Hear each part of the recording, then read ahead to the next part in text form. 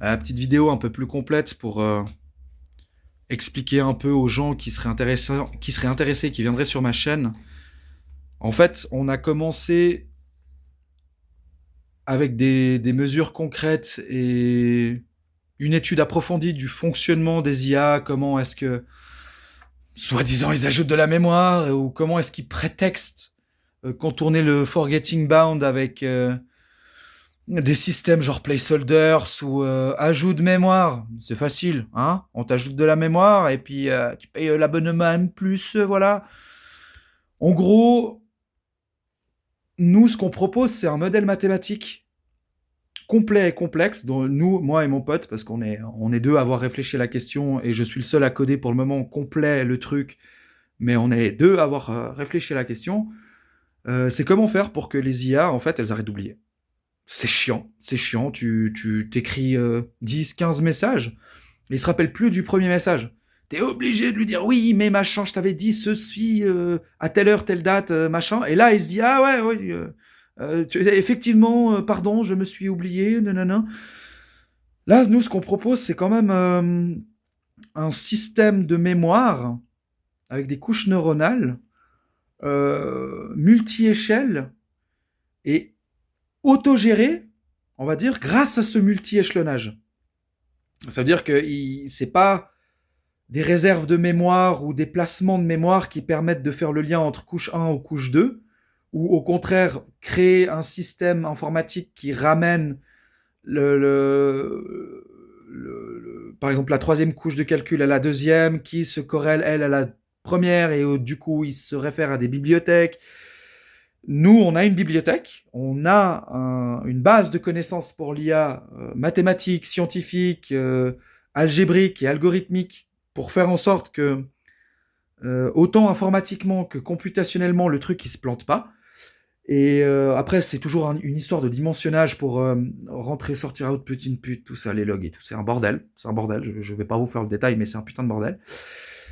Et là, avec ce que j'ai mis en preuve sur les shorts, en fait, on commence là depuis 3 semaines à avoir des vrais résultats en termes de graphique, de retour du PC qui nous explique que bon, bah voilà, il y a certes une difficulté de courbe d'apprentissage au début, il retient l'information avec un énorme pic, comme je l'ai montré dans les shorts, et ensuite il retombe un peu parce qu'il oublie. C'est un 8 gigas de RAM, hein, on peut pas non plus lui demander tac tac, quoi. Et ce qui est intéressant, c'est que tout le système, en fait, a été pensé selon des systèmes naturels, complexes, bien connus et adaptés aussi aux méthodes de codage récents. Et après, on en a fait un gros dérivatif justement sur le forgetting bound, en ajoutant des algorithmes pour le continual learning, la gestion des hyperparamètres.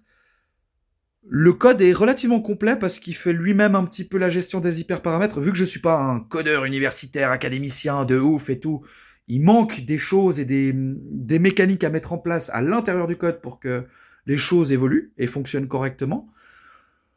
En attendant, bah, tout est en cours de test. Je vais me procurer un PC qui sera capable de me faire,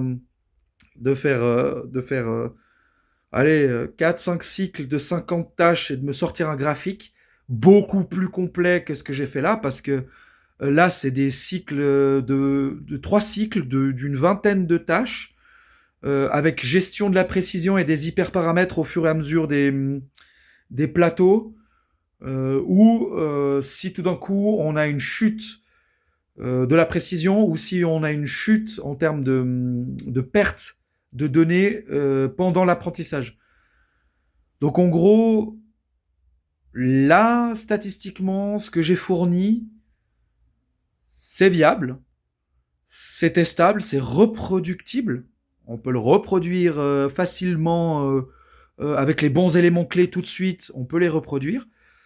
Et voilà. Du coup, bah moi, je cherche des investisseurs, mais je cherche aussi des mecs qui ont vu et qui voient le truc et qui comprennent le truc.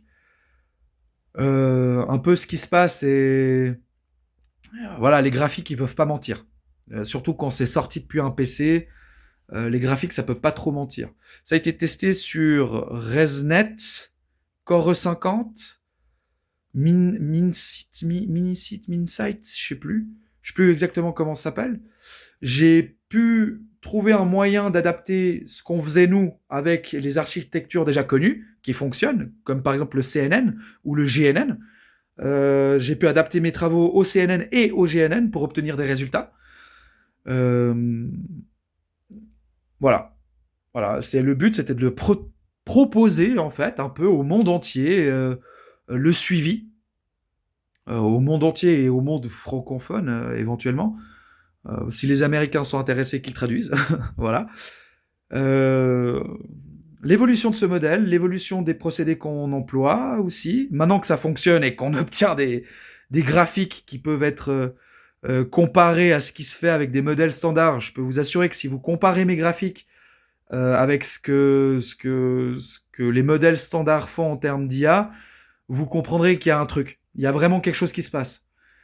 Et bah voilà. Du coup, j'avais besoin de le présenter. Je suis pas quelqu'un qui aime beaucoup les vidéos, réseaux sociaux et tout ça, mais je pense que là, ça vaut la peine de se mettre de côté, moi, mon petit confort, et de montrer au monde un peu ce qui se fait. Dès que j'ai breveté l'idée, dès que j'ai les notaires et les avocats qui m'ont confirmé que c'est bon, ton idée, elle est notifiée. Si quelqu'un d'autre vient, ah, j'ai trouvé le modèle, machin et tout, on va lui dire non. C'est, c'est, c'est ce monsieur-là, ici, là, qui a trouvé l'idée. Une fois que ça sera fait, je vous présenterai la méthode complète, les algorithmes, la mathématique derrière, le cadre mathématique, comment j'ai fait pour obtenir ces résultats, parce que tout est refaisable. C'est ça qui est, moi je pensais à des coups de bol, tu vois, méga coup de bol, je magouille mon machin, et puis tout d'un coup ça marche. Non, non, non, pas du tout. C'est pas un coup de chance, c'est pas un coup de bol, c'est reproductible plusieurs fois, avec plusieurs méthodes, avec des méthodes de compilation, avec des méthodes d'ajout, avec des méthodes d'hyperparamétrage différents. Je l'ai testé sur la transformation de 10 qubits sur des paquets de 1000.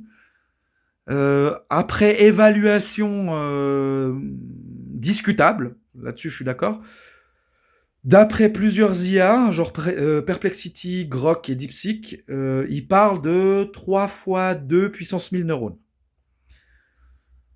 C'est beaucoup. Pour un modèle développé sur AM2, c'est pas mal.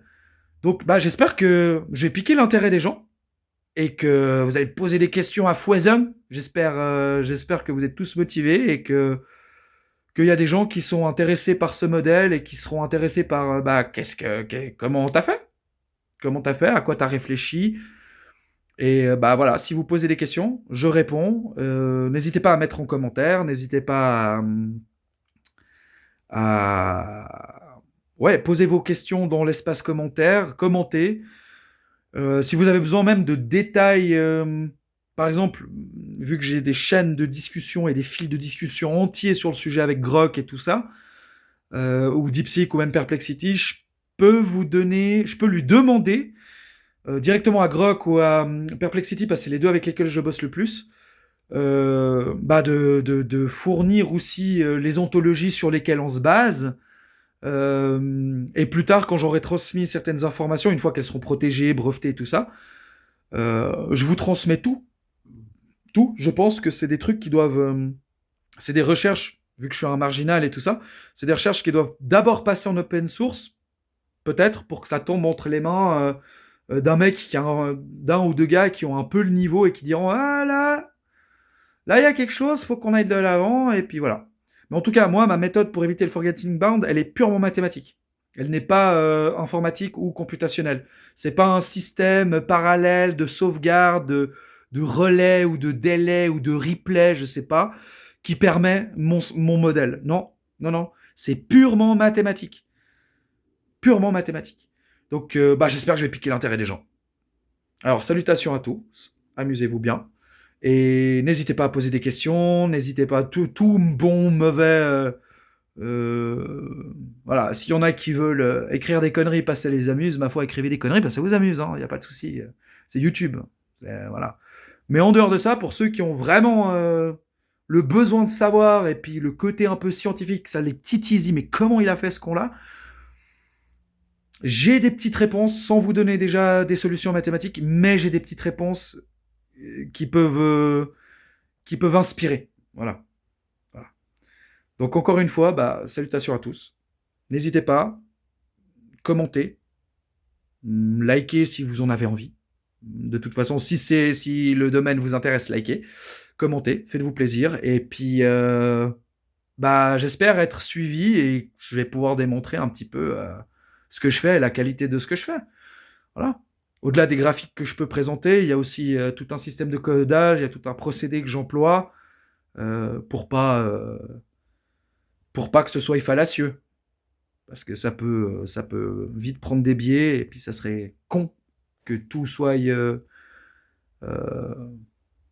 discutable et faux. Donc je peux apporter les preuves que c'est juste, que c'est vrai, que j'ai même des métriques du CERN qui relayent un peu mon calcul. Et du coup, c'est cool.